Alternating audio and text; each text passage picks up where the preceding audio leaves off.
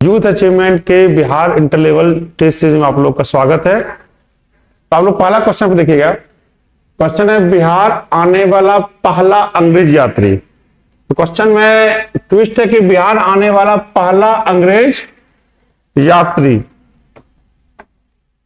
ठीक है, अंग्रेज यात्री हैं रॉल्फ फिंच, जो 1585 से लेकर 87 के बीच में 1585 से लेकर 87 के बीच में बिहार की यात्रा पर आए थे। तो अगर एक क्वेश्चन और पूछ देता है इससे कि वो किस काल में आए थे, यानी उस समय मुगल शासन जो व्यवस्था थी वो किस राज के, किस उसके शासक कौन थे, शासक कौन होंगे? अकबर, ठीक है। पीटर मुंडी दूसरे अंग्रेज थे। ध्यान रखा कि इन्होंने पटना में मयूर पंखी के बारे में चर्चा किया है कि पटना में एक विशेष व्यवस्था, विशेष तरह से कला थी, वो क्या था? मयूर पंख के रूप में पीटर मुंडे ने बोला है। जॉन मार्शल पटना की जनसंख्या के बारे में चर्चा किए थे, पटना की जनसंख्या के बारे में चर्चा किए थे। इस टाइप का संबंध बनता है कि पहला इटली की यात्री मैनरिक हो जाते हैं, यानी कि पहला इटली के यात्री जो पटना आए थे वो थे मैनरिक। वहीं पहला फ्रेंच यानी फ्रांस के वो जॉन ट्रेवनियर हो जाते हैं। तो यहां भी क्वेश्चन बन सकता है कि पहला अंग्रेज रॉल्फ फिंच, पहला इटली का मैनरिक, पहला फ्रेंच जॉन ट्रेवनियर। अगर पहला यात्री पूछे तो मेगास्थनीज, बिहार आने वाले पहला यात्री मेगास्थनीज। पहला चीनी यात्री फायान। तो पहला यात्री क्या हो जाएंगे?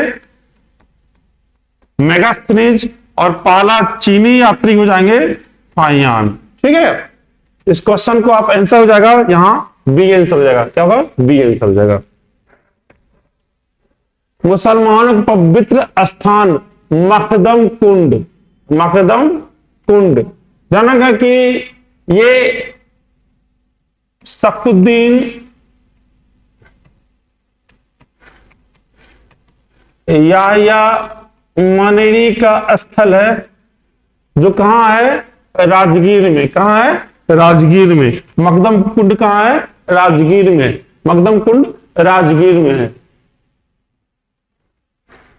पुराना बिहार का कितना प्रतिशत जमीन लेकर झारखंड बना था? ध्यान क्या कि 15 नवंबर 2000 ईस्वी को बिहार से अलग करके झारखंड बनाया गया। तो बिहार में कुल 54.15% भूमि रही और झारखंड में 45.85% भूमि को रखा गया। तो आंसर क्या हो जाएंगे? 45.85%। और बिहार में थे 54.15% बिहार में जमीन रखे गए। ध्यान क्या कि बिहार में जमीन था 54.15% और इसमें कुल 37 जिले को रखा गया था। आंसर हो जाएंगे 45.85%। डॉक्टर राजेंद्र प्रसाद ने किस वर्ष बिहार लॉ नामक साप्ताहिक पत्र की प्रकाशन किया था? उसी साल प्रकाशन किया था जिस साल पटना उच्च न्यायालय की स्थापना की गई थी। पटना उच्च न्यायालय की स्थापना कब की गई थी? 1916 में। 1916 में स्थापना की गई थी पटना उच्च न्यायालय की, और इसी साल बिहार लॉ करके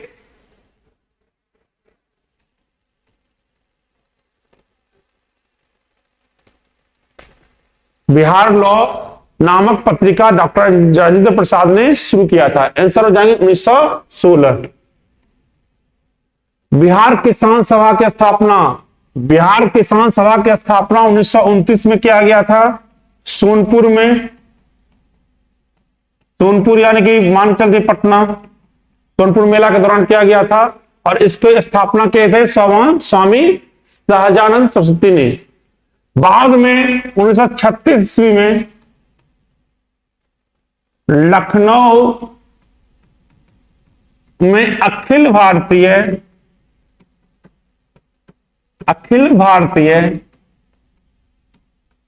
किसान सभा की स्थापना की गई थी।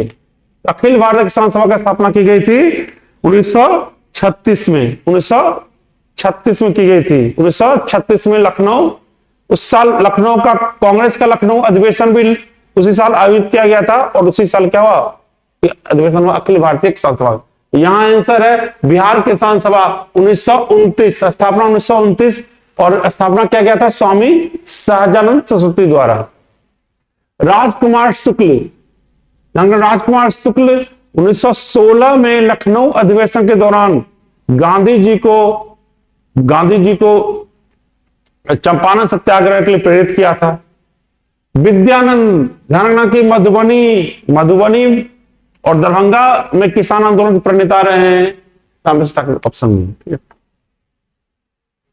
पहले आंग्ल मराठा युद्ध के दौरान अंग्रेजों के मराठा के बीच संधि के कालक्रम व्यवस्थित कीजिए। ध्यान रखना कि ये क्वेश्चन है कि पहले आंग्ल मराठा युद्ध के दौरान 1775 के आसपास, ध्यान रखना कि 1776, 1775, 1779 और खत्म किया 1782। यानी आंग्ल मराठा युद्ध जो चला था 1775 से 1782 के बीच में, 4 संधियां हुई थी। तो सबसे पहले हुई थी सूरत की संधि 1775 में, उसका पुरंदर की संधि 1776 में, फिर बरगांव की संधि 1779 में, और अंत में समाप्ति हुई थी सालबाग संधि 1782 में। तो ध्यान करके ऑप्शन वाइज जाएंगे तो पहले होगा 4, उसका 2, फिर 1 और 3, आंसर डी। क्या होगा? आंसर डी होगा। ये चारों जो संधि थी वो पहले आंग्ल मराठा युद्ध के दौरान की गई थी, तो 1775 से लेकर 1782 के बीच में। आंसर होगा 4, 2, 1, 3। अलाउद्दीन खिलजी के आक्रमण के समय देवगिरी का शासक रामचंद्र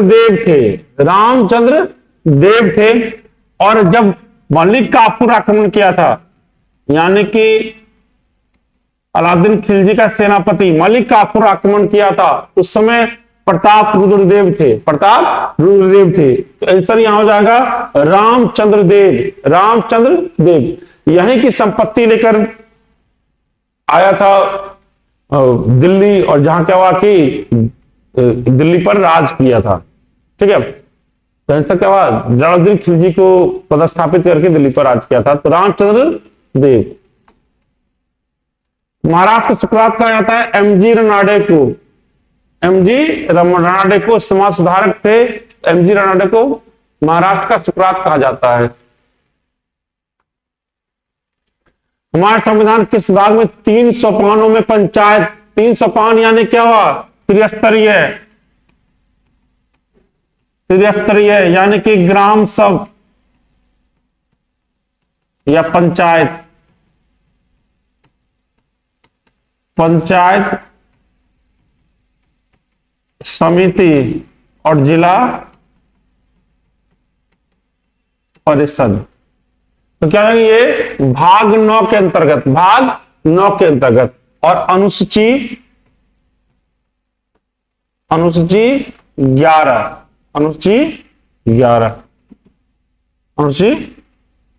11। तो भाग 9 और अनुसूची 11। ध्यान रखना कि ये कब किया गया था? 73वां संविधान संशोधन 1992। 73वां संविधान संशोधन 1992। तो भाग 9 के अंतर्गत अनुसूची 11 में 3 सोपानों में पंचायतों की परिकल्पना की गई थी। और अनुच्छेद आर्टिकल क्या हो जाएंगे? जिसमें कि आर्टिकल 40 में राज्य को यह दिया गया नीति बनाने के लिए कि पंचायत की स्थापना की जा सके। आंसर होगा भाग 9।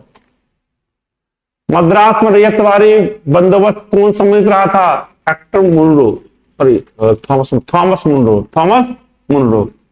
उन्होंने क्या रैयतवारी व्यवस्था लाया, जिसमें क्या हुआ कि कंपनी और किसान के बीच में सीधा संबंध था। कंपनी और किसान के बीच में सीधा संबंध था, और लागू किया गया था बॉम्बे और मद्रास में, बॉम्बे और मद्रास में। ध्यान रखें कि ये ऑलमोस्ट 49% भूमि पर लागू था। तो क्या हुआ कि कंपनी और किसान के बीच सीधा संबंध बॉम्बे और मद्रास। इसी टाइप के थे कार्नवालिस,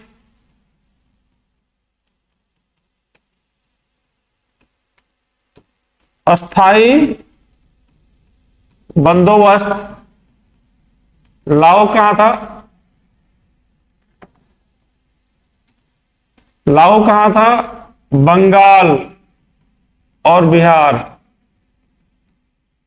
उसके बाद हेस्टिंगस, महालवारी। लागू कहां था? आगरा, पंजाब। आगरा और पंजाब। आंसर यहां हो जाएंगे सी। प्लास्टिक का नोट ऑस्ट्रेलिया में चालू किया गया था। ऑस्ट्रेलिया में चालू किया गया था 1986 में। 1986 में ऑस्ट्रेलिया में चालू किया गया था। ये पॉलीमर नोट होते हैं, ठीक है, तो ऑस्ट्रेलिया में चालू है। अंतर्राष्ट्रीय उत्पाद शुल्क दिवस 26 जनवरी को मनाया जाता है। और इसी दिवस क्या है? हम लोग का भारत सरकार का गणतंत्र दिवस मनाया जाता है। गणतंत्र दिवस मनाया जाता है 15 जनवरी। ध्यान रखिए 15 जनवरी को सेना दिवस होता है, थल सेना दिवस, तो आर्मी डे। तो इससे 12 हो जाएंगे बी, 26 जनवरी। निम्नलिखित किस एक ने भारतीय राष्ट्रीय कांग्रेस के अधिवेशन की अध्यक्षता की जिसमें पूर्ण स्वराज प्रस्ताव पारित किया गया था? जवाहरलाल नेहरू। 1929 के लाहौर अधिवेशन के दौरान पूर्ण स्वराज की मांग की गई थी जवाहरलाल नेहरू के द्वारा। जवाहरलाल नेहरू के द्वारा दादा भाई नौरोजी ने स्वराज शब्द प्रयोग किया था। स्वराज शब्द का प्रयोग किया था अध्यक्ष के रूप में, ठीक है। आंसर हो जाएंगे 1929 लाहौर अधिवेशन। ब्राह्मण समाज, रामकृष्ण मिशन और आर्य समाज में क्या समानता है? देखते हैं। तीनों ही राजनीतिक उद्देश्यों के लिए नहीं बने, लेकिन तीनों ने ही देशभक्ति भावना। ठीक है। पहला, तीनों संगठनों का प्रादुर्भाव बंगाल में हुआ था? नहीं, प्रादुर्भाव बंगाल में नहीं हुआ था, ठीक है।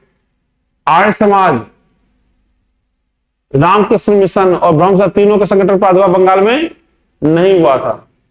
तीनों संगठनों के संस्थापक शिक्षा इंग्लैंड में भी नहीं हुआ था। तो आंसर डी ड्रॉप हो रहे हैं, प्रिंटिंग मिस्टेक हो गया है। आंसर ए हो जाएंगे, ठीक है। डी में क्वेश्चन पता नहीं क्या चल रहा है कि डी में ऑप्शन क्या है, तो आंसर क्या हो गए? ए हो जाएंगे, आंसर ए। मौद्रिक नीति का पर किसका नियंत्रण होता है? भारतीय रिजर्व बैंक। भारतीय रिजर्व बैंक मौद्रिक नीति बनाती भी है और नियंत्रण भी करती है। तो आंसर क्या होगा? भारतीय रिजर्व बैंक। रविन्द्रनाथ टैगोर द्वारा लिखित कहानी का नाम था काबुली वाला। अनटू द लास्ट ये किताब था जॉन रस्किन का। जॉन रस्किन किताब था अनटू दी लास्ट, जहां सर्वोदय शब्द का प्रयोग किया गया, जहां सर्वोदय शब्द लिया गया है। अनटू दी लास्ट, जॉन रस्किन और रविन्द्रनाथ टैगोर का लिखित कहानी काबुली वाला। उष्णकटिबंधीय हरित वन, ध्यान रखें कि उष्णकटिबंधीय हरित वन वहां होंगे जहां 200 सेंटीमीटर प्लस वर्षा होगी, 200 सेंटीमीटर से अधिक वर्षा होगी। तो ये पश्चिमी हिमालय में, पश्चिमी घाट में प्लस पूर्वी हिमालय में प्लस अंडमान निकोबार में। अंडमान निकोबार में 3 जगह होते हैं, पश्चिमी घाट में, पूर्वी हिमालय में और अंडमान निकोबार द्वीप समूह में सदाबहार वन पाए जाते हैं, ठीक है। आंसर क्या हो जाएंगे? ए। निम्नलिखित राज्यों में कौन सा जहां अनुसूचित श्रेणी में कोई जनजातिवादी नहीं रखी गई है? पंजाब प्लस हरियाणा प्लस चंडीगढ़, वो भी सवाल चंडीगढ़ जुड़ा ही हुआ है।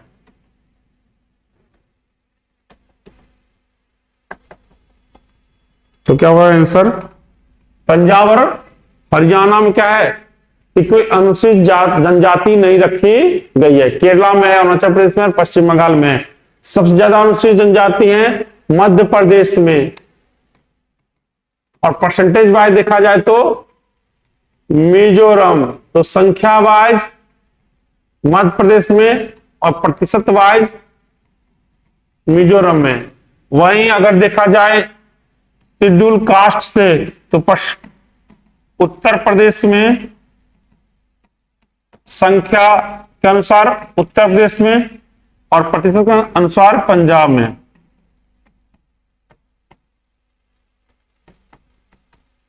प्रतिशत वाइज पंजाब में। तो आंसर क्या हो जाएंगे यहां?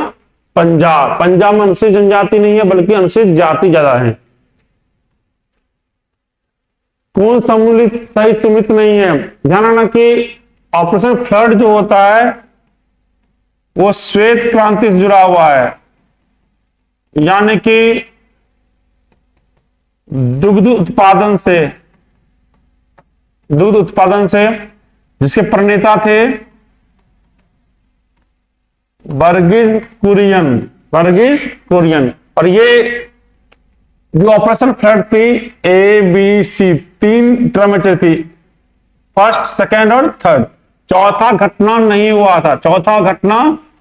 हुआ था, यानी कि 1970 से लेकर 95 के बीच में चलाया गया था। 70 से लेकर 95 के बीच में, इसका तात्पर्य है कि 95 से 2002 के बीच में नहीं चलाया गया है। आंसर क्या हो जाएंगे? Operation flood. डी सही नहीं है क्योंकि ऑपरेशन फ्लड 3 चरण में ही चलाए गए थे, चतुर्थ चरण 4 चरण में नहीं चलाए गए थे। पाकिस्तान की सीमा अगर देखा जाए भारत के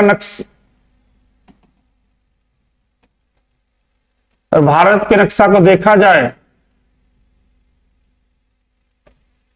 तो पाकिस्तान क्या है?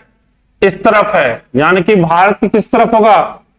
उत्तर पश्चिम, नॉर्थ वेस्ट। आंसर का उत्तर पश्चिम।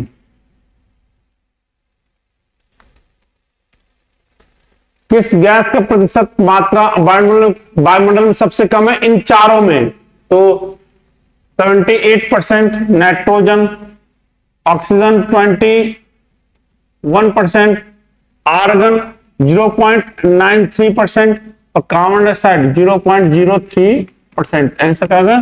Carbon dioxide. French east India company की स्थापना 1664 में किया गया था। उससे क्या लुई 14वां थे? कौन थे? लुई 14वां। और कॉलबर्ट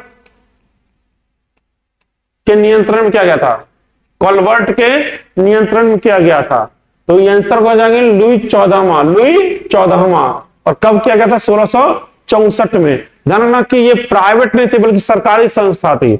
बाकी डच ईस्ट इंडिया कंपनी हो, चाहे पुर्तगीज ईस्ट इंडिया कंपनी हो, ईस्ट इंडिया कंपनी ब्रिटेन वाली हो, सभी क्या थे? प्राइवेट सेक्टर में थे। तो ये क्या था? सरकारी था, सरकार नियंत्रण में। अब्दुल लतीफ रशीद इराक के नए राष्ट्रपति बने हैं।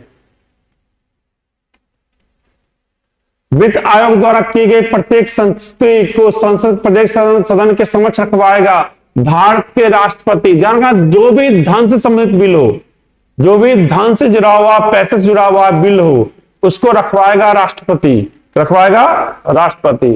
ध्यान रखिएगा, वित्त आयोग अभी हाल ही में 16वें वित्त आयोग की स्थापना की गई है, जिसके अध्यक्ष कौन है? अमिताभ कांत। ठीक है, आंसर हो जाएंगे भारत के राष्ट्रपति। धर्म के बारे में किसने कहा था जनता का अफीम है? ध्यान रखना कि ये गलती से ऑप्शन बन गया है। ये जनता का अफीम कहा था कार्ल मार्क्स ने। तो नया आंसर बना लीजिएगा, कार्ल मार्क्स का धर्म जनता की अफीम है, जनता की अफीम है। तो ये चारों ऑप्शन गलती से प्रिंट हो गए हैं, आंसर होंगे कार्ल मार्क्स। वित्त बिल के लिए किसकी पूर्व स्वीकृति आवश्यक है? भारत के राष्ट्रपति की, भारत के राष्ट्रपति की। इसलिए अगर वित्त बिल पारित होता है तो राष्ट्रपति से दोबारा अनुमति लेने की आवश्यकता नहीं है, क्योंकि ये क्या है, पूर्व अनुमति से रखा जाता है। जितना भी धन संबंधी विधेयक होंगे राष्ट्रपति के पूर्व अनुमति से रखे जाएंगे सदन में, ठीक है। तो वित्त बिल आर्टिकल 117, आर्टिकल 117 अंतरराष्ट्रीय न्यायालय की प्रथम महिला न्यायाधीश रोजलिन हिंगिस थी, 2006 बनी थी, 2006 बनी थी, 2015 तक के लिए, 2015 तक के लिए रोजलिन हिंगिस, इसे लेडी हिंगिस भी कहते हैं, ठीक है। अंतरराष्ट्रीय न्यायालय की प्रथम महिला न्यायाधीश बनी थी। भारत का पहला नगर निगम 1688 में, 1688 मद्रास में स्थापना की गई थी, 1688 में मद्रास में स्थापना की गई थी, पहला नगर निगम है। और अगर आधुनिक नगर निगम की बात भी करें, यानी कि अंग्रेजों द्वारा स्थापित, वो भी क्या था, मद्रास। मद्रास को भारत का पहला नगर निगम की स्थापना के रूप में देखा जा सकता है। निम्नलिखित संविधान संशोधनों में से कौन सा एक बताता है कि मंत्रिमंडल में कुल मंत्रियों की संख्या प्रधानमंत्री को सम्मिलित करते हुए लोकसभा के सदस्यों की कुल संख्या 3% से अधिक नहीं हो? जब गठबंधन सरकार की गठन चालू हुआ, तो जब सरकार निश्चित रूप से बनने चालू हुए, तो एक समस्या आ गई थी कि कितना मंत्री बनाया जाए, और इस कारण से कहीं ऐसा ना हो कि लोग मंत्री पद का लोभ देकर सरकार का निर्माण किया जाए। इसको तोड़ने के लिए 51वां संविधान संशोधन लाया गया था, 51वां संविधान संशोधन लाया गया था, जिसके अंतर्गत किसी भी तरीके से, किसी भी हालात में लोकसभा के 15% से अधिक मंत्री नहीं बनाए जा सकते। 51वां संविधान संशोधन। 92वां संविधान संशोधन के अंतर्गत बोडो, डोगरी, मैथिली और संथाली को, बोडो, डोगरी, मैथिली और संथाली को 8वीं अनुसूची में हिस्सा बनाया गया। आंसर हो गए 51वां संविधान संशोधन। ऐसे ही विधानसभा में भी, ऐसे भी राज्य में भी विधानसभा के कुल सदस्यों का 15% मंत्री बनेंगे। सोमदेव बर्मन टेनिस खिलाड़ी हैं, अब रिटायरमेंट ले लिए, टेनिस खिलाड़ी हैं, सोमदेव बर्मन टेनिस खिलाड़ी हैं। शाहिद खेस, यार औरंगजेब कहा जाता है, औरंगजेब कहा जाता है क्योंकि उन्होंने कट्टरता के रूप में जाना जाता है उनके बारे में। उन्होंने पिता को बंद कर दिया था, ठीक है, कैद कर लिया था, आंसर औरंगजेब। यदि पंचायत भंग होती तो किस अवधि के अंदर निर्वाचन होंगे? 6 महीना। ध्यान रखना कि भारत के किसी भी, चाहे राष्ट्रपति हो, उपराष्ट्रपति हो, कोई भी किसी भी जगह पर क्या 6 महीना का ही रखा जाता है। विश्व वानिकी दिवस, वर्ल्ड फॉरेस्ट्री डे, विश्व वानिकी दिवस कब मनाया जाता है? ध्यान रखना, विश्व वानिकी दिवस मनाया जाता है 21 मार्च को, 21 मार्च को, ठीक है, 21 मार्च को विश्व वानिकी दिवस मनाया जाता है, ठीक है। स्वतंत्र भारत की अर्थव्यवस्था के संदर्भ में कौन सी एक सर्वप्रथम घटित होने वाली घटना है? बीमा कंपनियों का राष्ट्रीयकरण 1956 में, स्टेट बैंक का राष्ट्रीयकरण 1 जुलाई 1955 को, बैंकिंग रेगुलेशन एक्ट 1949 में, पहली पंचवर्षीय योजना 1 अप्रैल 1951 को। तो आंसर क्या हो जाएंगे? Banking regulation act, banking regulation act सबसे पहले घटित हुआ था। निम्नलिखित में से कौन से राष्ट्रीय खाद्य सुरक्षा मिशन के इसमें सम्मिलित नहीं है? ध्यान रखना कि गेहूं सम्मिलित है, चावल सम्मिलित है, दलहन सम्मिलित है, तिलहन नहीं है। क्या है? तिलहन नहीं है। आंसर का 35 का ए हो जाएगा, 35 का ए होगा। बांचो शिल्प, बांस पर बनाया हुआ शिल्प को अरुणाचल प्रदेश, क्या हुआ? अरुणाचल प्रदेश हाल ही में जीआई टैग दिए जा रहे हैं, तो 17 वस्तु को दिया गया इसमें अरुणाचल प्रदेश के बांचो शिल्प भी था। हाल में दुर्घटना साइंटिस्ट के प्रथम दुर्घटना साइंटिस्ट से प्रथम राज्य का स्टेशन, साइंटिस्ट नहीं, दुर्घटना संबंधित घटनाओं को संबंधित आंसर पंजाब। क्या होगा आंसर पंजाब। दुर्घटना से जुड़े हुए जो देखभाल हो रहा है या दुर्घटना नहीं होना चाहिए, इस टाइप का रजिस्ट्रेशन है वो पंजाब में। भारतीय रिजर्व बैंक द्वारा CRR, दो CRR का मतलब होता है कैश नगद आरक्षण अनुपात, यानी कि अगर बैंक में जो नकदी जमा हो रहा है उसका कुछ परसेंट बैंक अपने पास या लीड बैंक के पास रखता है, तो मानते हैं कि वर्तमान में 4% है, मार्केट में कितना जा रहा है 96% मार्केट में जा रहा है। अब क्वेश्चन पाते हैं, CRR में वृद्धि की जाए, यानी इसे कर दिया जाए 8%, मार्केट में कितना जाएगा 92%। इसका मतलब है कि अर्थव्यवस्था की मौद्रिक तरलता में कमी आ जाती है, मौद्रिक तरलता में कमी जाती है, यानी कि जो 96% मौद्रिक तरलता थी वर्तमान कितना हो जाएगी 92%। ठीक है बी। ये कब की जाती है, जब मंदी का समय हो, ऐसे ही बैंक रेट में भी सेम नियम लागू होता है, SLR में भी सेम नियम लागू होता है कि अगर SLR को घटाया जाएगा तो तरलता बढ़ जाएगी, और SLR को बढ़ाया जाएगा तरलता घट जाएगी। संयुक्त सैनिक अभ्यास, सैन्य अभ्यास डेजर्ट साइक्लोन भारत और UAE के बीच हुआ है, भारत और UAE के बीच हुआ है। ठीक है, ध्यान रखना कि 40 का आंसर बनाते हैं, स्टेप बाय स्टेप बनाते हैं। सबसे नगरीकृत राज्य गोवा है परसेंटेज बाय, सबसे कम नगरीकृत राज्य हिमाचल प्रदेश 91% क्या है, वहां ग्रामीण जनसंख्या है। सबसे अधिक जनसंख्या वृद्धि वाला राज्य नागालैंड है, क्या होगा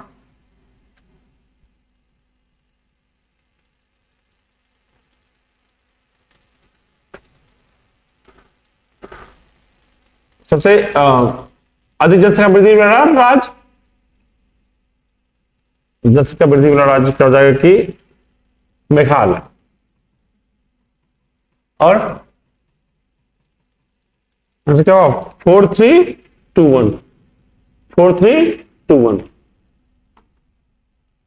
108 स्थानों पर किस राज्य में सामूहिक सूर्य नमस्कार किए गए, गुजरात में। क्या है गुजरात में। करंट अफेयर क्वेश्चन है, बेसन के लड्डू को GI टैग मिला है अयोध्या के, अयोध्या अभी हाल में अभी प्रचलित में चलन में अयोध्या के बेसन के लड्डू को GI टैग दिया गया है। नीलगिरी की मेघ बकरियां कहां पाई जाती है, इराविकुलम राष्ट्रीय पार्क में। ठीक है, नीलगिरी कहां है, तमिलनाडु में, ऐसा क्या हो जाएंगे एक।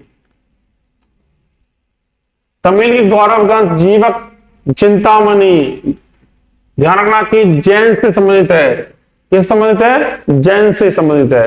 गुरु से विवाह का संस्कार, विवाह किताब कहा जाता है इसे, तो जैन संबंधित है। कौन से भारतीय नेता जिसने बनारस के राष्ट्रीय प्रसाद के साथ सर सैयद अहमद खान नहीं चाहते थे कि भारतीय राष्ट्रीय कांग्रेस का निर्माण हो, वो चाहते थे कि अगर एक संस्था का निर्माण होने के बाद आंदोलन कहीं कहीं क्या सीमित हो जाएंगे, तो सर सैयद अहमद खान। आर्य समाज के संस्थापक स्वामी दयानंद सरस्वती 1875 में किए हैं, 1875 में किया गया है, 1875 में किया गया है। रामकृष्ण परमहंस ने स्वामी विवेकानंद रामकृष्ण मिशन का स्थापना 1897 में, 1897 में। राजा राम मोहन राय ब्रह्म समाज 1828 में, 1828 में। भारत में उपयुक्त पारिस्थितिक संतुलन बनाए रखने के लिए 33%, एक तिहाई भूमि पर वन होनी चाहिए, 33%। विज्ञान के निम्नलिखित क्षेत्रों में किसे एक में बोरलॉग, बोरलॉग क्या है कि नॉर्मन बोरलॉग से जुड़ा हुआ है, नॉर्मन बोरलॉग जो हरित क्रांति के जनक थे। नॉर्मन बोरलॉग हरित क्रांति के जनक थे। इसका आंसर क्या होगा? कृषि क्षेत्र में। और पहला रेस्पेक्ट मिला था, जिन्हें दिया गया था, वो स्वामी, ठीक है, स्वामीनाथन थे। क्या थे? स्वामीनाथन। आंसर क्या होगा? ब्रिक्स देशों के प्रथम शिखर सम्मेलन रूस में किया गया था 2009 में। 2009 में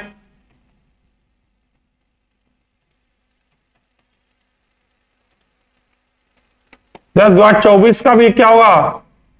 रूस में होगा। ध्यान क्या, जैसा नाम BRICS, यानी कि 2023 में क्रोनोवाइज, 2024 में, 2025 में, 2026 में और 2027 में। इस प्रकार से होते क्रोनोलॉजी वाइज, जैसे नाम है स्पेलिंग उसी अनुसार किया जाता है।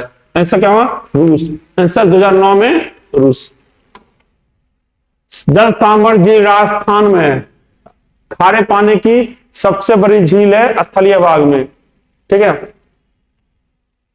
तो ये आपके थे जीके क्वेश्चन, ठीक है। आपका साइंस क्वेश्चन अगले सेशन में होगा। Hello student, test number 155, test number Bihar SSC 155 का साइंस का क्वेश्चन देखिएगा। आप लोग का साइंस का क्वेश्चन जो है 51 से स्टार्ट हो रहा है ना। तो आप देखिए कि सबसे पहला जो आपका क्वेश्चन है 51 में, विद्युत हृदय लेखी इलेक्ट्रोकार्डियोग्राफ किसके मापने के लिए प्रयुक्त किया जाता है? इलेक्ट्रोकार्डियोग्राफ जो है एक ग्राफ के द्वारा रिप्रेजेंट करते हैं और ये हृदय को, स्पंदन को, हृदय के लय को बताता है। तो पहला नंबर है का आपका चॉइस में दिया है रुधिर गणना, नहीं होगा। हृदय स्पंदन, आंसर आपका बी होगा। नेक्स्ट क्वेश्चन आप लोग देखिए, आमों का पीला रंग किसकी उपस्थिति के कारण होता है ना। जब आम पक जाता है तो वो पीले कलर के हो जाता है, तो किसकी उपस्थिति के कारण होता है? पहला दिया है आपका पर्णहरित यानी क्लोरोफिल। क्लोरोफिल के कारण पत्ती क्या होता है आपका? हरे रंग के होता है। दूसरा दिया है एंथोसायनिन। एंथोसायनिन में बैंगनी एवं ब्लू कलर के होता है। एक दिया है एंथोजैंथिन, इसमें स्लाइटली येलोइश कलर का होता है। जबकि पीर्ण पत्तक कैरोटीन के कारण ही आमों का पीला रंग होता है ना। इसलिए आपका कह देंगे हम लोग कैरोटीन। आंसर आपका क्या होगा? डी होगा। नेक्स्ट क्वेश्चन आपका, परवल क्षार से अभिक्रिया होने पर कौन सा तत्व हाइड्रोजन उत्पादित करता है? यानी परवल क्षार से अभिक्रिया होने पर कौन सा तत्व हाइड्रोजन उत्पादित करता है? हाइड्रोजन उत्पादित करता है ना। परवल क्षार आपको क्वेश्चन दे दिया कि परवल क्षार, मान लिया कि परवल क्षार क्या है, तो सोडियम हाइड्रोक्साइड एक परवल क्षार है। उसको कर रहा है कि कौन परवल क्षार से अभिक्रिया होने पर कौन सा तत्व हाइड्रोजन उत्पादित करता है? आपका चॉइस में सिलिकॉन, कार्बन और फास्फोरस और सल्फर। तो हम लोग क्या करते हैं, इसको जब सिलिकॉन के साथ रिएक्शन कराते हैं तो ये क्या बन जाता है आपका Na4, और क्या बन जाता है सिलिकॉन, और क्या बन जाता है आपका O4, और क्या बनता है H2। तो H2 किसके कारण बनती है? तो यहां पर आपका आंसर हो जाएगा सिलिकॉन, है ना। ये ऑर्थोसिलिकेट, इसका नाम है ऑर्थोसिलिकेट बनाता है और क्या बनता है? हाइड्रोजन गैस मुक्त होता है। तो परवल क्षार में अभिक्रिया होने पर कौन सा तत्व हाइड्रोजन गैस उत्पादित करता है? तो आंसर हम लोग का सी होगा। नेक्स्ट क्वेश्चन ये होगा आंसर। नेक्स्ट क्वेश्चन आपका देखिए कि कौन सी धातु तनु H2SO4 से अभिक्रिया करती है?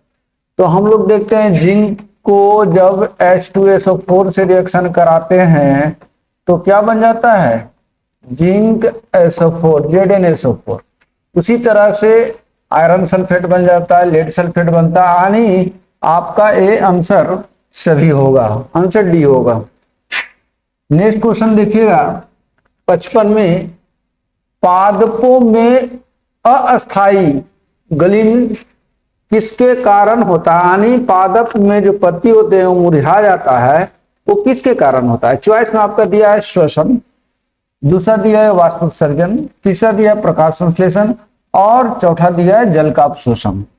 अब आप देखिएगा कि पत्ती मुख्य रूप से जो वाष्पोत्सर्जन होती है, तो अगर प्लांट से, अगर पौधे से ज्यादा अगर पानी का लॉस हो जाए तो पत्ती क्या होता है, मुरझा जाता है। तो पानी का जो लॉस होता है मुख्य रूप से वाष्पोत्सर्जन से, और वाष्पोत्सर्जन मुख्य रूप से कहां होती है, तो पत्ती से। पत्ती का कौन भाग से, तो स्टोमाटा से, यानी उसमें स्टोमाटा नामक छिद्र होता है जिससे क्या होता है, वाष्पोत्सर्जन होती है। अगर स्टोमाटा का आप देखिएगा कि ये आपका स्टोमाटा है, तो यहां पर क्या होता है, गार्ड सेल होते हैं, फिर आपका इससे क्या लगा होता है, सब्सिडरी सेल होते हैं, है ना। और इसको बंद, ये हो गया आपका स्टोमाटल पोर, स्टोमाटल पोर यानी छिद्र है। इसी छिद्र के द्वारा क्या होता है, पानी लॉस होता है ड्यू टू वाइपर, यानी वाइपर वाष्प के रूप में। किस रूप में, वाइपर के रूप में निकलती है। और ये होता है आपका गार्ड सेल्स, इसको कहते हैं गार्ड सेल्स। और इस सेल को कहते हैं, ये सभी जो एक्स्ट्रा सेल है इसको कहते हैं सब्सिडरी सेल। कौन सा सेल कहते हैं, सब्सिडरी सेल कहते हैं ना। ये हो गया सब्सिडरी सेल, ये हो गया आपका गार्ड सेल, और ये हो गया क्या, स्टोमाटल पोर, है ना। स्टोमाटल पोर, यही स्टोमाटल पोर के द्वारा क्या होता है, वाष्प से निकलता है, तो जिसके कारण पत्ती मुरझा जाती है। तो आंसर आपको दे दिया है कि पादपों में अस्थाई यानी मुरझाना किसके कारण होता है, अस्थाई मुरझाना किसके कारण होता है। तो आंसर हम लोग वाष्पोत्सर्जन मारेंगे, बी होगा। नेक्स्ट क्वेश्चन, लाइकेन किसके सजीवी सहवास है। लाइकेन किसके सजीवी सहवास है,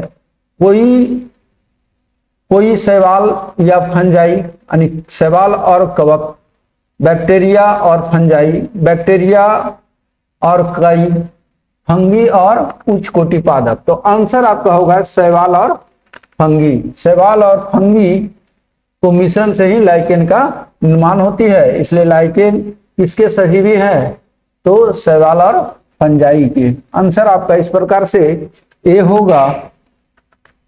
नेक्स्ट क्वेश्चन कह रहा है आपका, निम्नलिखित में से कौन सा केवल पादप कोशिका में उपस्थित होता है। अगर पादप कोशिका की बात जहां किया जाए तो पादप कोशिका में आपका कोशिका भित्ति होती है, जबकि एनिमल कोशिका में कोशिका भित्ति नहीं होती है, पहला। दूसरा है कि पादप कोशिका में लवक पाया जाता है, जबकि एनिमल कोशिका में लवक नहीं पाया जाता है ना। तीसरा, राइबोसोम दोनों में पाया जाता है, पादप कोशिका में भी और किस में पाया जाता है, आपका एनिमल कोशिका दोनों में पाया जाता है, लेकिन लाइसोसोम केवल एनिमल कोशिका में पाया जाता है और पादप कोशिका में नहीं पाया जाता है। तो हम लोग इस प्रकार से क्वेश्चन देख रहे हैं कि आपका कह दिया कि निम्नलिखित में से कौन सा केवल पादप कोशिका में उपस्थित होता है। तो कोशिका कला कहने की मीन्स कोशिका झिल्ली, सूत्र कणिका माइटोकॉन्ड्रिया, कोशिका भित्ति यानी कोशिका अंतर्द्रव्य जालिका इंडोप्लाज्मिक रेटिकुलम, इसको हम लोग कहते हैं ER इंडोप्लाज्मिक रेटिकुलम। सूत्र कणिका माइटोकॉन्ड्रिया है ना। कोशिका कला करने की विषय की प्लाज्मा झिल्ली, ये जो हो गया आपका प्लाज्मा मेम्ब्रेन, इसको हम लोग प्लाज्मा मेम्ब्रेन कहते हैं, है ना। आई कोशिका भित्ति सेल वाल, तो सेल वाल ओनली फोर किसमें पाया जाता है आपका, तो पादप कोशिका में पाया जाता है, इसलिए आंसर आपका सी होगा कोशिका कला, माइटोकॉन्ड्रिया, एंडोप्लाज्मिक रेटिकुलम दोनों में पाया जाता है। प्लांट एंड एनिमल सेल दोनों में पाया जाता है। अगला क्वेश्चन 58, एक प्राकृतिक परिघटना जो प्रदूषण के कारण हानिकारक बन जाती है वह कौन सा घटना है? सबसे पहला आपका चॉइस में वैश्विक तापमान, दूसरा परिस्थितिकीय संतुलन, तीसरा पादप गृह प्रभाव यानी ग्रीन हाउस प्रभाव, तीसरा दिया है मरुस्थल, है ना। तो ग्रीन हाउस प्रभाव इसका आंसर होगा आपका ग्रीन हाउस प्रभाव। और ग्रीन हाउस प्रभाव किसके कारण मुख्य रूप से होता है?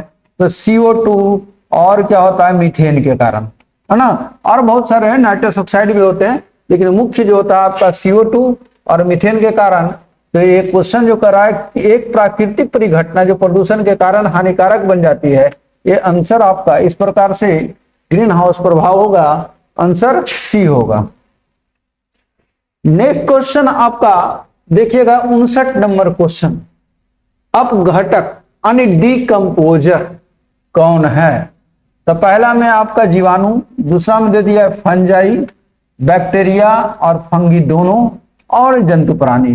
तो हम लोग कहते हैं मुख्य रूप से जो डिकम्पोजर होता है अपघटकों में शामिल है, तो कौन कौन होगा आपका? बैक्टीरिया और फंजाई दोनों होगा। नेक्स्ट क्वेश्चन 60 नंबर, डहलिया की जड़ें होती है ना। तो डहलिया की जड़ी जो होती है कंदीला तथा पुलकित होता है, यानी किसका जड़? डहलिया का। लेकिन कुंभी रूपी जड़ किसका होता है? तो कुंभी रूपी जड़ सलजम का होता है ना। कुंभी रूपी जड़ किसका होती है? सलजम का होता है, बीट का होता है ना। रेशेदार जड़ किसका होता है? तो चावल, गेहूं, है ना, ये सब का रेशेदार जड़ होती है। तो आंसर आपका दे दिया है कि डहलिया की जड़ें होती है, किस प्रकार की होती है? तो कंदीला तथा पुलकित होती है। इस प्रकार आंसर आपका ए होगा। नेक्स्ट क्वेश्चन, फ़ारेनहाइट प्रणाली में वायुमंडल दाब पर पानी का हिमांक बिंदु कितना है? तो पानी के हिमांक बिंदु अगर पूछता है तो आपका ये आंसर होगा 32 डिग्री फ़ारेनहाइट, है ना, 32 फ़ारेनहाइट। और अगर यही पूछता कि फ़ारेनहाइट प्रणाली में वायुमंडलीय दाब पर पानी का क्वथनांक कितना होता है, यानी क्वथनांक, अगर क्वथनांक पूछ देता तो कितना हो जाता आपका? 212 फ़ारेनहाइट डिग्री, है ना, 212 एक क्वथनांक हो जाता पानी का। लेकिन आपका हिमांक पूछा है, हिमांक का आंसर आपको 32 डिग्री फ़ारेनहाइट आप दे सकते हैं। नेक्स्ट क्वेश्चन 62 में 62 में क्वेश्चन कर रहा है कि किसी अर्धचालक की चालकता किस पर डिपेंड करता है? यानी अगर चालकता क्या होता है? ताप के बढ़ाने से हमेशा क्या होता है? घटती है। ये गलत बात, क्योंकि ये सेमी कंडक्टर है। अर्धचालक कहने की मीन्स हो गया सेमी कंडक्टर, और एक होता है कंडक्टर या गुड कंडक्टर, जैसे आपका सिल्वर, गुड कंडक्टर कैसे हो गया? सिल्वर, है ना। और सेमी कंडक्टर क्या हो गया आपका? सिलिकॉन, जर्मेनियम, ये सब सेमी कंडक्टर हो गया। एक गुड कंडक्टर है, इसमें क्या होता है कि अगर हम ताप बढ़ाते हैं तो सेमी कंडक्टर में चालकता क्या होती है? सेमी कंडक्टर में चालकता बढ़ जाता है। इसमें अगर टेम्परेचर को बढ़ाते हैं तो रेजिस्टेंस क्या होता है? इसका रेजिस्टेंस घट जाता है, और चालकता क्या होता है? बढ़ जाता है ना, बढ़ जाता है। जबकि गुड कंडक्टर में जस्ट उल्टा होता है। उल्टा क्या होता है कि जब हम लोग टेम्परेचर बढ़ाते हैं तो रेजिस्टेंस क्या होता है? रेजिस्टेंस बढ़ जाता है, और रेजिस्टेंस बढ़ जाता है तो चालकता क्या होती है? घट जाता है। इसका मीन्स ये आपका जो क्वेश्चन है किसी अर्धचालक की चालकता क्या होगा? तो ताप के बढ़ने से हमेशा घटती है, गलत बात। उसके ताप के बढ़ने से बढ़ती है, आंसर आपका सही है। अशुद्धियों मिलाने से हमेशा घटती है नहीं, जब हम लोग सेमीकंडक्टर में अशुद्धियां मिलाती है तो इसकी चालकता बढ़ेगी। उपरोक्त में से कोई नहीं, आंसर आपका इस तरह से बी होगा। नेक्स्ट क्वेश्चन, तने हुए तार के न्यूनतम आवृत्ति को क्या कहते हैं? तदिस्वरक कहते हैं। आंसर आपका बी होगा। नेक्स्ट क्वेश्चन 64 में, टेलीफोन लाइन में प्रवाहित ऊर्जा ध्वनि ऊर्जा, विद्युत ऊर्जा, रेडियो ऊर्जा, यांत्रिक ऊर्जा, इसमें कौन सा ऊर्जा होगी? टेलीफोन लाइन में प्रवाहित कौन सा ऊर्जा होती है? तो विद्युत ऊर्जा होती है, इसलिए आंसर आपका बी होगा। अगला क्वेश्चन एक 65 में, आप देखिएगा 65 में क्या कर रहा है? सीधी सड़क पर चलती हुई किसी कार को 10 सेकंड में 20 किलोमीटर पर घंटा से 50 किलोमीटर पर घंटा हो जाता है, तो उसकी कार का त्वरण बताए। तो त्वरण बराबर हम लोग जानते हैं, एक्सेलेरेशन बराबर हम लोग जानते हैं कि change in velocity by time. तो आपका वेलोसिटी चेंज क्या हो रहा है? सबसे पहला तो हम लोग देखेंगे कि यहां पर आंसर आपका मीटर पर सेकंड में है, जबकि आपका क्वेश्चन दिया है क्या? किलोमीटर पर आवर में। तो किलोमीटर पर आवर से हम लोग मीटर पर सेकंड में चेंज करना पड़ेगा, है ना। तो वेलोसिटी देखते हैं कि वेलोसिटी क्या है, फाइनल वेलोसिटी इसका क्या होता है? Change in velocity. तो चेंज इन अगर वेलोसिटी हम लोग को निकालना है तो final minus initial, final minus initial, है ना। तो फाइनल आपको कितना दिया है? 50। इनिशियल आपका कितना दे दिया है? 20, है ना। इसका मीन्स कि 30 किलोमीटर पर आवर आपका दिया है, और 30 किलोमीटर पर आवर को आप चेंज कर दीजिए इसमें मीटर पर सेकंड में। तो मीटर पर सेकंड में कीजिएगा तो 30 इंटू 5/18, है ना, ये हो जाएगा मीटर पर सेकंड में। तो अब हम लोग देखना है यहाँ पे कि दिया क्या है आपको? Change in velocity. Change in velocity आपका क्या है? 30 इंटू 5 और बटा क्या है आपका? 18, है ना। और टाइम क्या पहले से दे दिया आपका?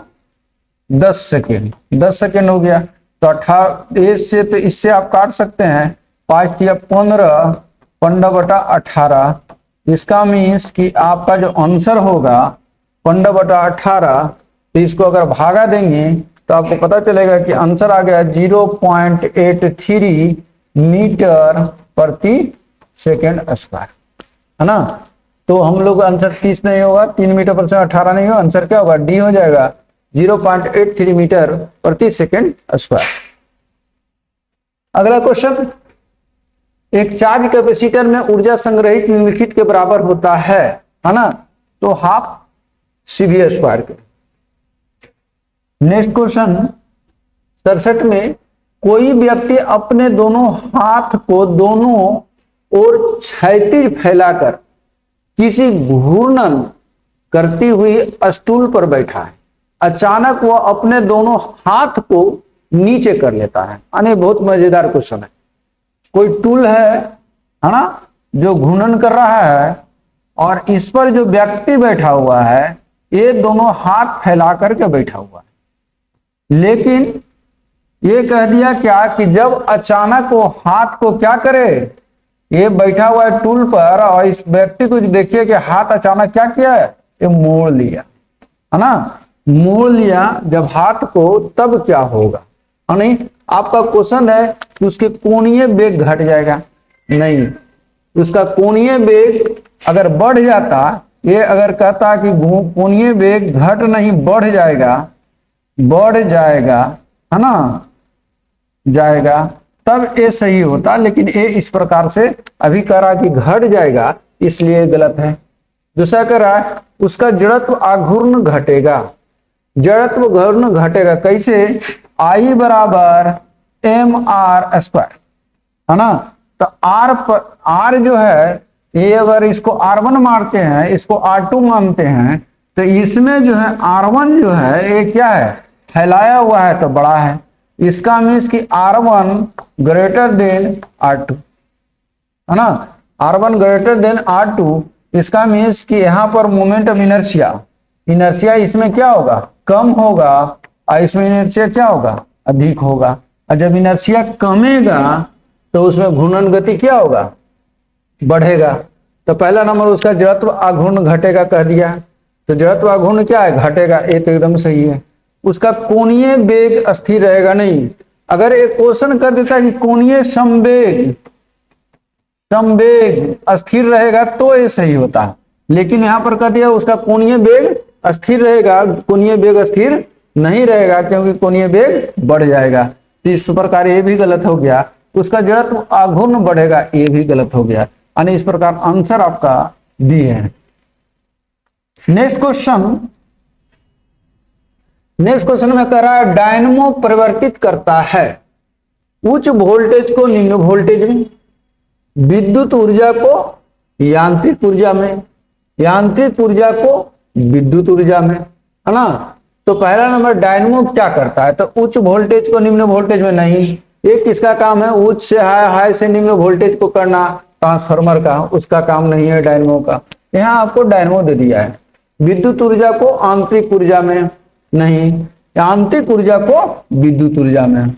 आंसर आपका सी होगा।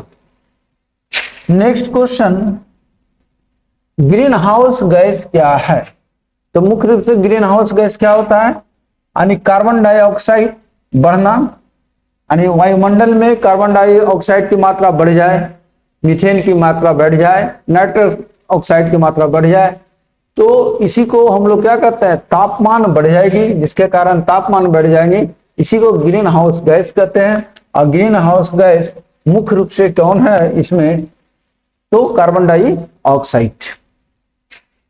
अगला क्वेश्चन 70 में देखिएगा, जीवाणु कौन सी बीमारी पैदा करने वाली जीव है। पहला दे दिया मलेरिया। ये जो मलेरिया है, मलेरिया जो होता है किसमें कारण होता है, तो प्रोटोजोआ के कारण। किसके कारण होता है, प्रोटोजोआ, है ना, प्रोटोजोआ के कारण होता है। प्रोटोजोआ में कौन कौन, तो प्लाज्मोडियम मलेरिया, प्लाज्मोडियम मलेरिया के कारण होती है। दूसरा जो होता है आपका प्लाज्मोडियम फैल्सीपेरम के कारण होती है, फैल्सीपेरम के कारण होता है। तीसरा प्लाज्मोडियम ओवल के कारण होती है। किसके कारण होती है, प्लाज्मोडियम ओवल के कारण होती है। और चौथा और एक कारण है प्लाज्मोडियम वाइवेक्स, यानी ये सभी के कारण से मलेरिया उत्पन्न होता है, लेकिन सबसे जो घातक होता है वो प्लाज्मोडियम फैल्सीफेरम के कारण होता है। तो प्रोटोजोआ, यानी यहाँ पर क्वेश्चन दिया है कि जीवाणु कौन सी बीमारी पैदा करने वाली जीव है ना। तो मलेरिया किससे होता है भाई, तो प्रोटोजोआ से। ये वाहक इसका क्या है पूछ दे तो आप लोग कहिएगा मादा मच्छर।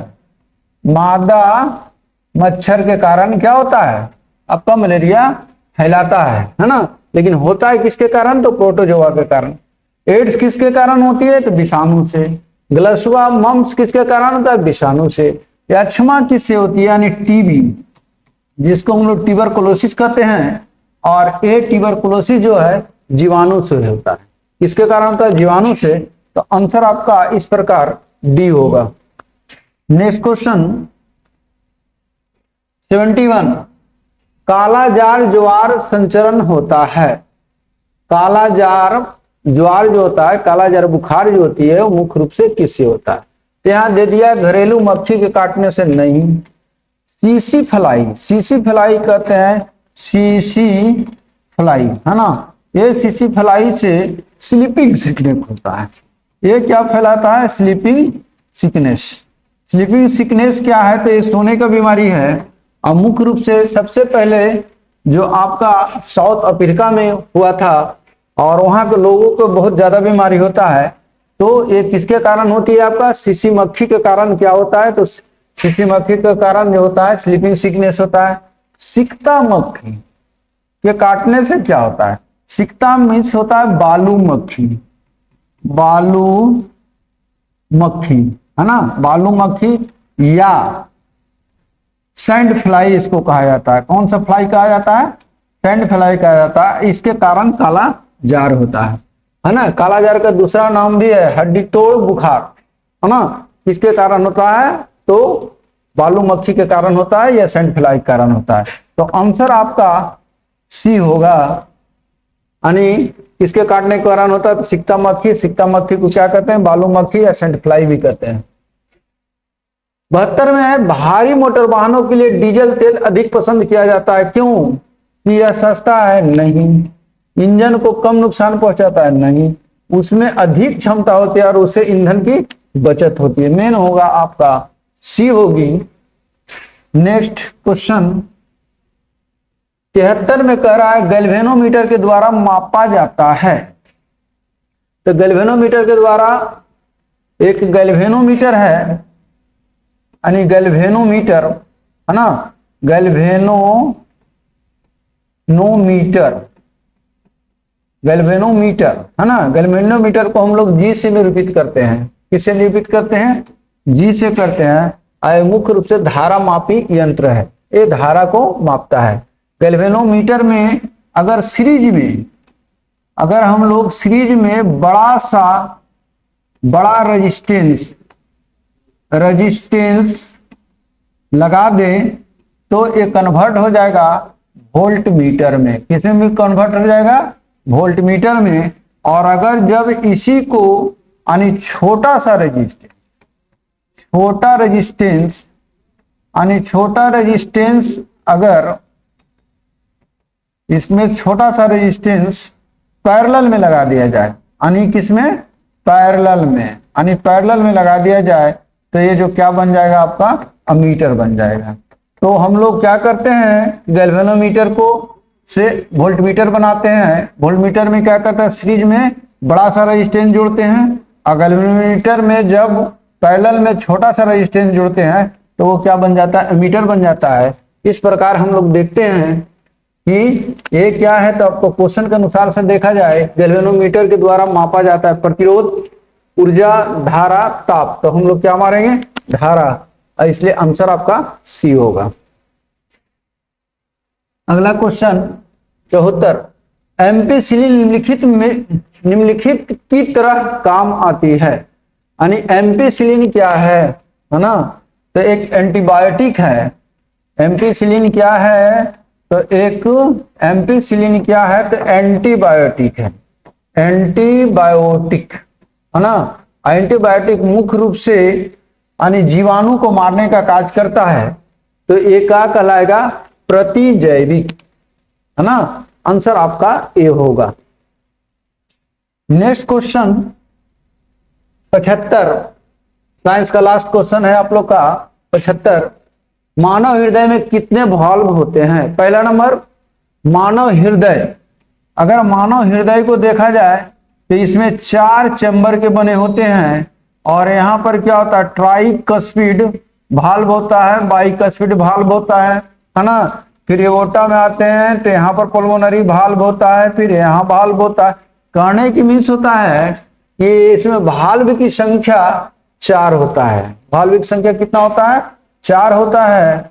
और ये हृदय जो होता है, यानी कितने कक्ष में बटे होते हैं? तो 4 कक्ष में बटे होते हैं। तो मुख्य रूप से कह रहा है कि मानव हृदय कितने वाल्व होते हैं? तो 4। आंसर ए मान लीजिए। चलिए स्टार्ट किया जाए। 76 यानी कि कौन सा सेट होगा अपना? ये बिहार एसएससी का 155 नंबर सेट, है ना। चलिए देखिए, पहला प्रश्न कहता है कि ए, बी और सी मिलकर प्रतिदिन 300 रुपये कमाते हैं, जबकि ए और सी मिलकर प्रतिदिन 188 रुपये कमाते हैं, तथा बी और सी मिलकर 152। तो सी की प्रतिदिन की कमाई क्या है? आपको तीनों का मिला करके दिया हुआ है ना। और देखिए ए प्लस बी प्लस सी आपको गिवन है। कितना दिया हुआ है? 300। जबकि ए और सी 188 और आपको दिया गया है बी और सी वो कितना? 152। और पूछ रहा है बताइए कि सी की प्रतिदिन कमाई क्या है। तो हम लोग को करना क्या चाहिए कि अगर इन दोनों को ऐड करते हैं हम लोग, हाँ बिल्कुल, इन दोनों को अगर ऐड कर देते हैं हमें मिलेगा a plus B plus 2c और उसका वैल्यू हो जाएगा अपना 10, 8 5 13 1 14 और 1 1 2 1 3 340। अब दोनों का जो डिफरेंस होगा वो c मिलेगा हम लोग, है ना, इसीलिए c का इनकम 340 माइनस 300 यानी क्या दिखा आपको 40, यानी क्या देखेंगे हम लोग, सी की प्रतिदिन कमाई 40 होगी। ए का 2/3 बराबर बी का 75% बराबर सी का 0.6। इसको सबको लिखिए, ए का 2/3 बराबर बी का 3/4 बराबर सी का 6/10।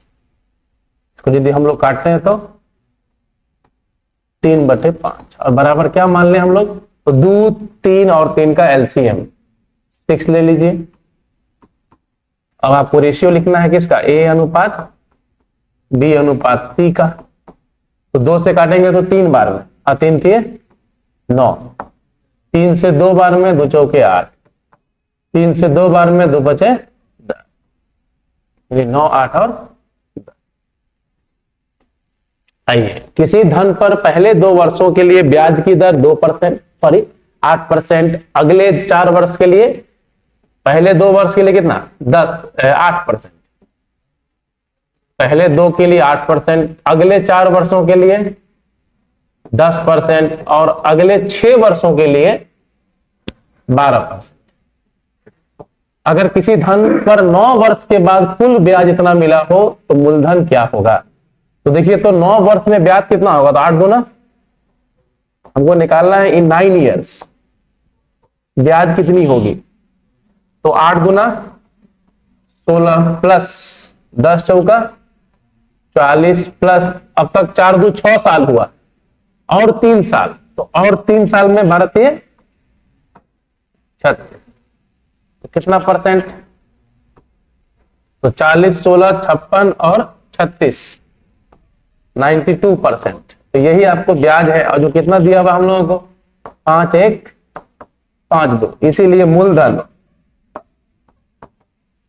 मूलधन यानी कि 100% वो कितना होगा 5 1 5 2 बटा 92 इंटू 100। किससे कट रहा है देखिए, क्या बार में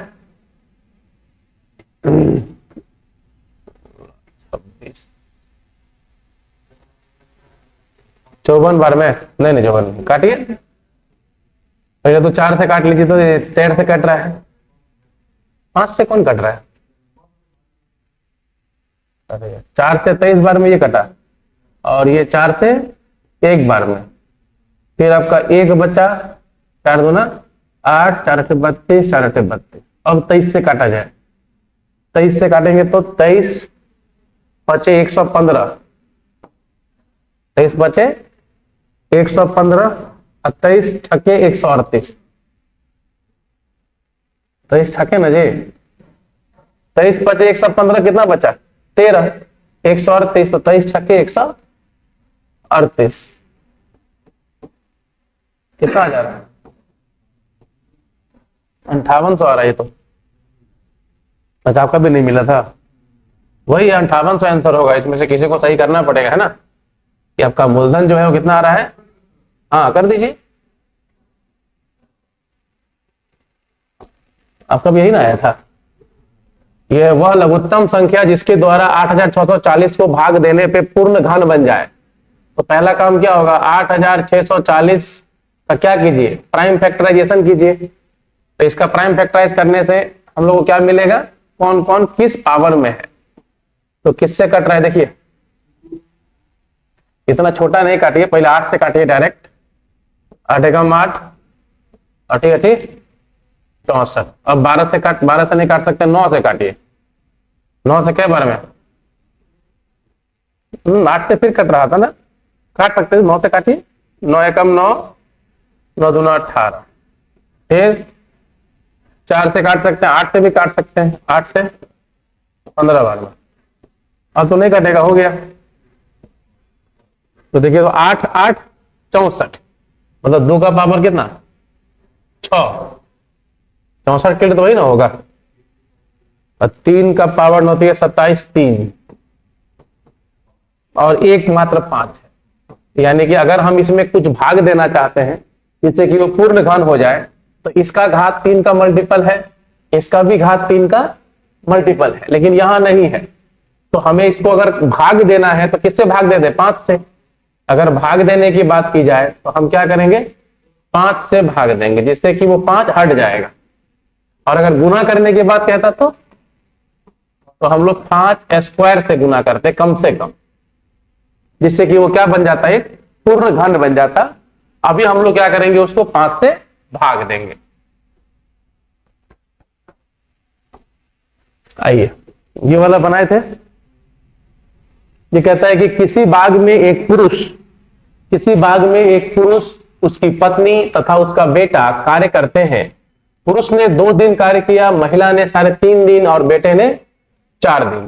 पुरुष और महिला की दैनिक मजदूरी का अनुपात आपको दिया हो गया। पुरुष, महिला और उसका बच्चा भी तो है ना, और बच्चा, तीनों का जो दैनिक मजदूरी का अनुपात दिया हुआ।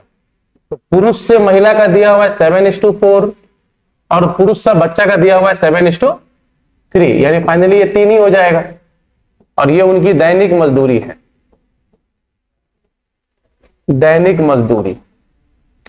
अब देखिए तो कौन कितना काम किया है। तो पुरुष ने 2 दिन काम किया है, तो कितना हो जाएगा, 7 दूना 14x, इसका दैनिक मजदूरी 7x, इसका 4x, इसका 3x, तो 14x हो गया। महिला ने कितना काम किया, 3.5 दिन तक, तो 4 × 3 = 12, आदू 14x। और ये काम किया कितना दिन, बच्चे ने 4 दिन, तो 4 × 3 = 12x। कुल मिलाया कितना पैसा कमाया है, 6 है। तो 14 14 28, 12 40, यानी x = 15। अब किसका पूछा आपको, बच्चे की दैनिक मजदूरी, तो 3x, यानी 15 × 3 = 45। बच्चे की दैनिक मजदूरी 15 × 3 यानी 45 रुपये। क्लियर। यह है कि 2 का पावर 32 - x किस संख्या द्वारा पूर्णतः विभाजित है। तो ये इस रूप में आ रहा है आपका 2 का पावर 32 - 1 का पावर 32। तो जब ये घात कैसा होता है, सम होता है।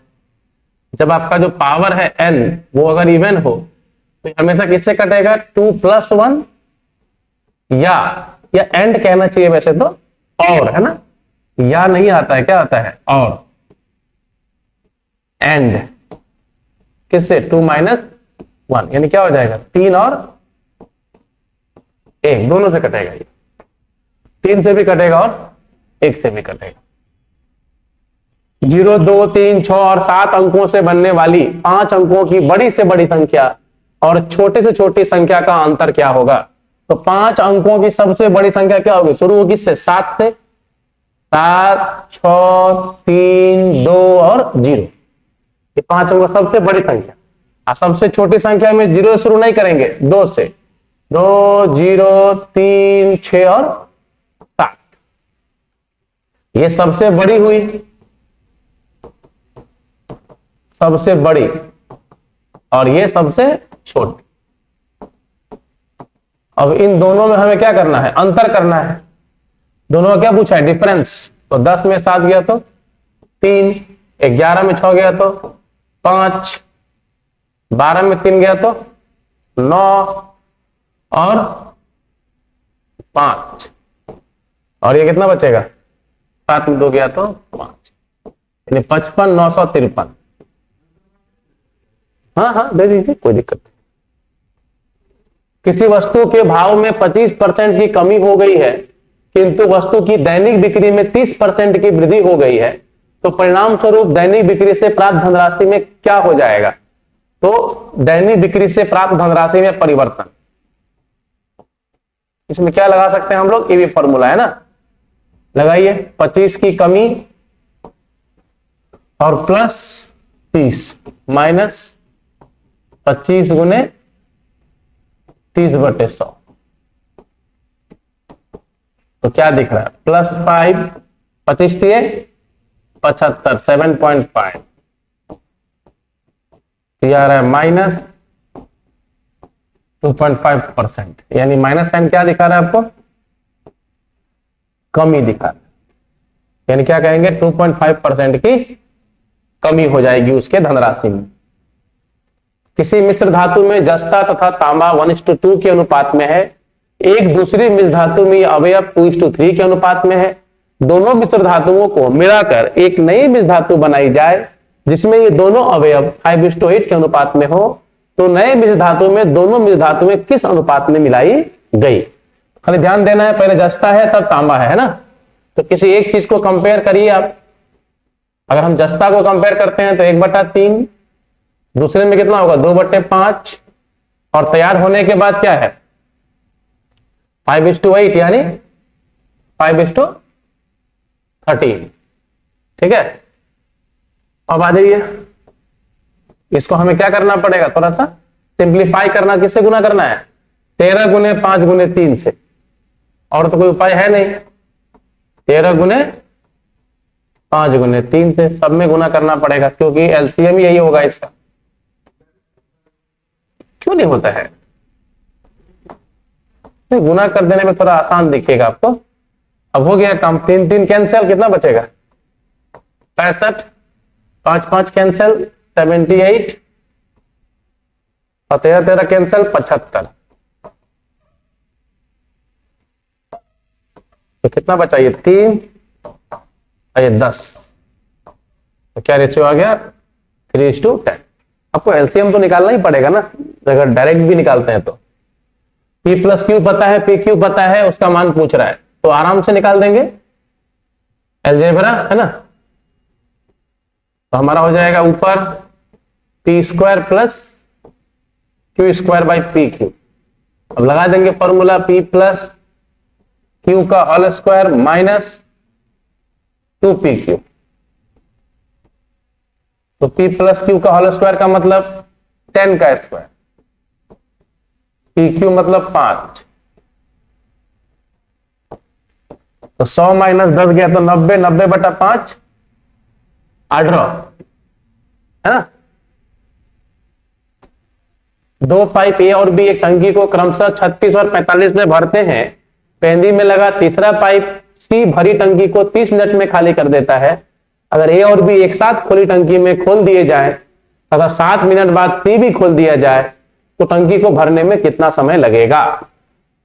देखिए, 3 इसमें आपका नल है पाइप, एक 36 मिनट में भरता है, दूसरा 45 मिनट में भरता है, और तीसरा जो है वो 30 मिनट में खाली कर सकता है। तो ये दोनों प्लस और ये माइनस, तो एलसीएम क्या ले लें?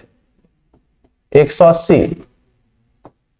तो ये आपका हो जाएगा 5, 4 और 6। ये दोनों तो पॉजिटिव वर्कर है और ये नेगेटिव। अब प्रश्न है कि ए और बी को एक साथ खोला है, 7 मिनट के बाद सी को खोला है, तो 7 मिनट में कितना काम हो जाएगा? तो 180 या माइनस 5 + 4 कितने मिनट तक? 7 मिनट तक। और जो शेष काम बचेगा उसको कौन करेगा? तीनों। तो ये तो बेचारा 9 भरेगा, ये 6 खाली कर देगा, तो 9 - 6 इतना ही भरेगा। उसके बाद टाइम कितना लगेगा? रिक्वायर्ड टाइम, तो 180 माइनस 5 4 9 7 63 और बटा कितना? 3, तो 60 - 21, तो कितना बचेगा? 40 में एक कम, 39 मिनट है ना। कितना लगेगा टंकी भरने में? 39 मिनट। किसके बाद? 7 मिनट के बाद। एक समबहुभुज में भुजाओं की संख्या कितनी होगी अगर उस बहुभुज के अंतः कोणों का योग बहिष्ठ कोणों के योग से 8 गुना है? तो हमारे पास फॉर्मूला है कि एक समबहुभुज में जो अंतः कोणों का योग होता है किसी भी बहुभुज में, उसका फॉर्मूला है n - 2 × 180। ये उनके अंतः कोणों का योग हो गया। और ये कितना गुना है? 8 गुना है। किसके? तो उसके बाह्य कोण के, तो किसी भी बहुभुज का बाह्य कोण का योग कितना होता है? ये बाह्य कोण का योग हुआ और ये उसके अंतः कोण का योग। ये अंतः कोण का योग और ये बाह्य कोण का योग। अब हमको निकालना है n का मान, तो 18 से 2 बार में 180 से 8 दूना 16, तो n बराबर 18। n क्या है? भुजाओं की संख्या।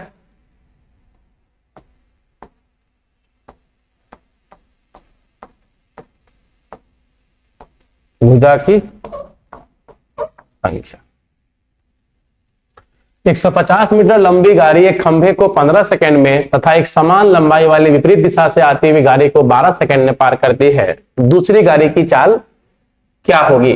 तो पहले गाड़ी की चाल क्या है देखिए, तो स्पीड ऑफ फर्स्ट 150/15 है ना, किसको पर गाड़ी? खंबे को। तो पहला गाड़ी का चाल हो गया 10 मीटर पर सेकंड। अब सेकंड केस में विपरीत दिशा में आती हुई गाड़ी को पार करना है, तो दोनों का चाल क्या होगा? जुड़ेगा। तो सापेक्ष चाल बराबर, तो विपरीत दिशा से आती हुई कैसी गाड़ी है? समान लंबाई वाली। 150 है तो वो भी 150, 150 प्लस 150, और टाइम कितना लगा रहे? 12 सेकेंड। तो अब कितना हो जाएगा? 300/12 मतलब 25 है ना, 25 मीटर पर सेकेंड। अब उनका सापेक्ष चाल है, तो उसमें से पहले का चाल तो पता है हमको, इसलिए दूसरी गाड़ी की चाल कितनी हो जाएगी? 25 - 10 यानी 15 मीटर पर सेकेंड। अब इसको कन्वर्ट करना है किस में? किलोमीटर पर आवर में। तो 18/5 से गुना करिए, तो 5 से 3 बार में 18 54 किलोमीटर प्रति घंटा। ये क्या हो जाएगा? उसका दूसरी गाड़ी का स्पीड हो जाएगा। ये तो पहला गाड़ी का चाल सीधा कितना हो गया आपका? कुल लंबाई बटे, और सेकंड गाड़ी में दोनों गाड़ी का दिशा विपरीत है, इसलिए दोनों क्या आपस में जुड़ रहा है, सापेक्ष चाल हो गया। ये बराबर कितना? कुल दूरी अब बटा समय। तो इसका मान रख दिया गया, दूसरे का मिल गया। किसी अर्धवृत्ताकार क्षेत्र का परिमाप दिया गया है, तो क्षेत्र का व्यास क्या होगा? जैसा कि आपको पता है कि ये हुआ अर्धवृत्ताकार क्षेत्र। अब इसका जो परिमाप होता है वो होता है πr + 2r, और ये दे दिया गया आपको 144 है कि नहीं। तो इसमें आप क्या देख सकते हैं कि हमारा r अगर कॉमन कर देते हैं तो 22/7 अब +2, ये 7 दूना 14, 36 चौके 144 × 7 और बटा 36, तो 36 चौके 44 से, तो r का मान आ रहा है 28। आपसे व्यास पूछा गया है, इस क्षेत्र का व्यास क्या होगा? तो व्यास मतलब ट्वाइस r है ना जी। तो 2 × 28 यानी कितना? 56 मीटर। ये जब इस तरह का सवाल हो कहां तक जाए? अनंत तक, तो इसका वही वैल्यू हो जाता है कितना? 3। लेकिन अगर ये n तक जाता तो, जैसे ये मान लीजिए n तक होता, ए ही चलेगा, लेकिन कहां तक? nth पद तक। तब इसका फॉर्मूला क्या बन जाता है? a का पावर 2 का पावर n - 1/2 का पावर n ऐसे। ठीक है, कब? अगर ये n तक होता तब। और ये अनंत तक है तो ऊपर नीचे तो बराबर हो जाएगा, तो अनंत में एक घटाएंगे तो कोई फर्क नहीं पड़ेगा।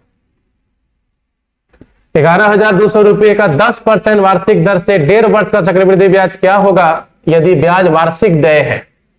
तो सीधा निकाल देंगे कि 11,200 का कितना परसेंट? तो 10 × 5 = 15, 10 × 5 = 50, 15.5, 15.5%। बस ये निकाल दीजिए, कहानी क्लियर है कि नहीं?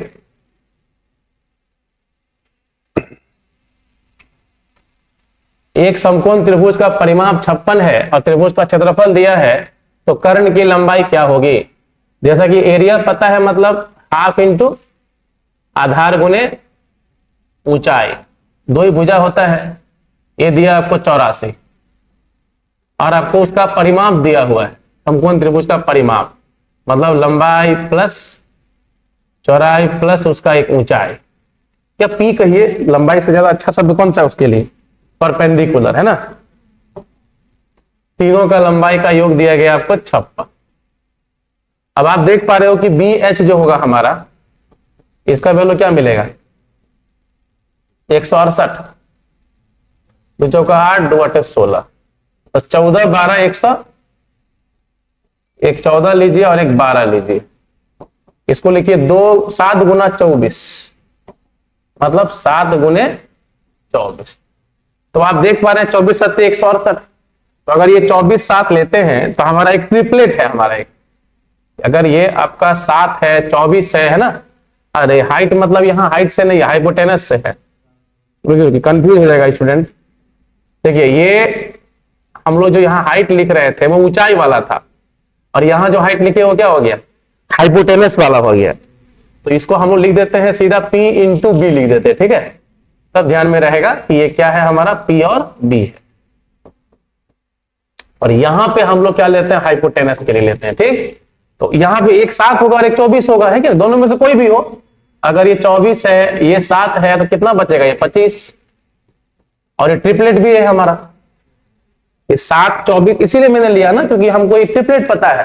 तो समकोण त्रिभुज का जो ट्रिपलेट है वो है 7 24 और 25। इसको देखते हुए हमने इसको समझ लिया कि ये 7 और 24 ही होगा, और जब 25 यूज किया तो 56 भी हो गया।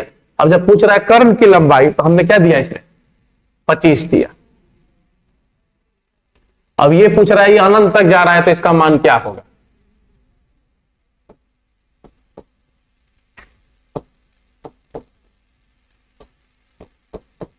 इसका क्या फॉर्मूला है, 1 plus root over 1 plus 4a और डिवाइडेड बाई 2a, है ना। 1 प्लस रूट 9 कितना होगा, रूट 9 है ना जे, बाई 2, तो 3 1 4 बटा 2 2, है ना। डायरेक्ट बोल सकते हैं कि क्या लिख सकते हैं इसको हम लोग, 2 can be written as 1 into 2, तो जो बड़ा वाला होता है वही डायरेक्ट इसका वैल्यू हो जाता है, और माइनस होता है बीच में तो तब तो माइनस साइन छोटा वाला लेते। तो सबसे छोटी संख्या कौन सी है जो 1936 से घटाने पे प्राप्त परिणामी संख्या को 9 10 15 में किसी से भी भाग देने पर शेष 7 रहेगा। तो पहले एलसीएम निकाल दीजिए, 9 10 15 का एलसीएम 90, इसका एलसीएम तो 90 ही हो रहा है, एक 5 है और 9 है और 9 45 दूर। अब सवाल यह है कि सबसे छोटी संख्या जिसे 1936 में अगर घटाते हैं तो प्राप्त संख्या परिणामी संख्या को भाग देने पे शेष 7 रहना चाहिए। जरा देखिए तो 1936 है, 1936 में किसे भाग दिया जाए, 90 से, ठीक। अब 9 से कितने बार कटेगा, एक बार में, 2 बार में, 180, 1 3 6,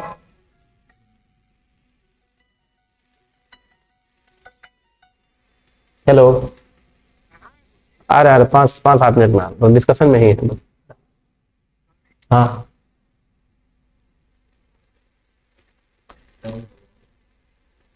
चलिए, तो कितना बचेगा देखिए, तो ये 90 दूना 180, 6 बचा, 3 और ये 1 और एक बार,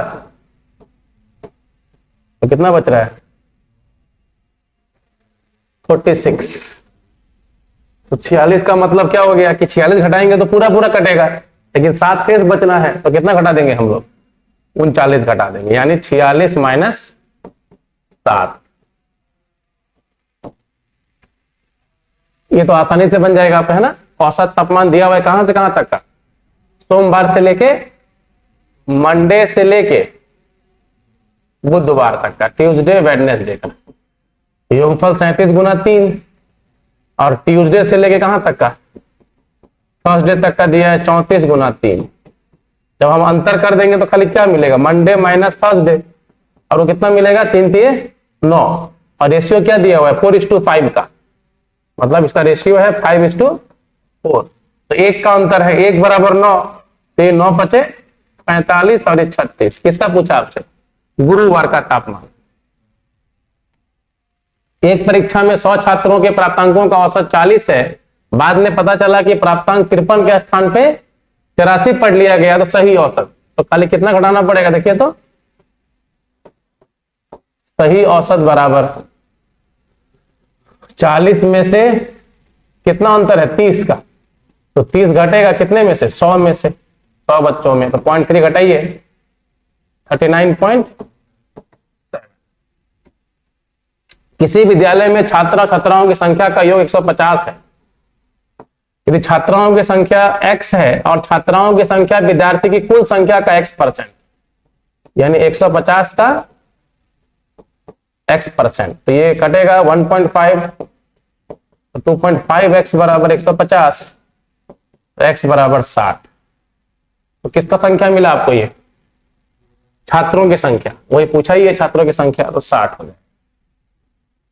20 हरा और 15 लाल गेंद बर्तन में डाले गए, एक हरा को चुनने की क्या संभावना होगी, तो कुल गेंदों की संख्या कितनी है 35, और उसमें से हरा गेंद कितने हैं 20, हरा तो 20 है ना जी, तो प्रायिकता, हरा के चुनने की प्रायिकता 5 चौके 5 सत्ते 35 है ना, इसी को बोलते हैं प्रायिकता। ये कि 3 संख्याओं का योग पता है, प्रथम द्वितीय का अनुपात पता है, द्वितीय से तृतीय का पता है, तो आराम से निकल जा रहा है ना कि पहला से दूसरा का और दूसरा से तीसरा का, पहला से दूसरे का अनुपात 2:3 है और दूसरा से तीसरे का अनुपात 5:3 है, तो निकालेंगे तो कितना होगा 10, 15 और 9, और वो योग कितना दिया 98, तो 15 10 25 कट रहा है कहां, फ्रैक्शन में ही तो दिया हुआ है ना, यहां पे ठीक था ना अपना 2:3 प्रथम और द्वितीय, और द्वितीय तृतीय 5:3, तो 2 5 10 5 3 15 9, तो 34 बराबर कितने के 98 के, इसीलिए क्या पूछा था द्वितीय संख्या क्या होगी, मतलब 15 क्या होगा, बस इसको निकाल देना है ना, ऑप्शन में इनमें से कोई नहीं होगा। 2 भाइयों की आयु का योग दिया गया है, वर्तमान आयु का योग, दोनों भाई का क्या दिया है 1:2, अब 5 साल पहले यही क्या था 1:3, तो अंतर बराबर किया जाए, ऊपर वाले में किससे गुना कर दिया जाए 2 से, तो 2:4, और समय में अंतर 1 अनुपात की कमी हुई है कितने वर्षों में 5 वर्षों में। सवाल कह रहा है कि 5 वर्ष पश्चात क्या होगा, देखिए तो इस अनुपात में अगर हम जान रहे हैं कि 5 साल मतलब 1 अनुपात होता है, तो एक इसको 1 बढ़ाना है, तो अनुपातों में डायरेक्ट क्या जोड़ दीजिए कि 5 साल बाद का अनुपात, 2 1 3 और 4 1 5, डायरेक्ट अनुपातें बढ़ा देंगे, सीधा क्या किया जाए, सीधा हम लोग इसमें अनुपात बढ़ा दें, ठीक है। चलिए अब तो नहीं है कोई।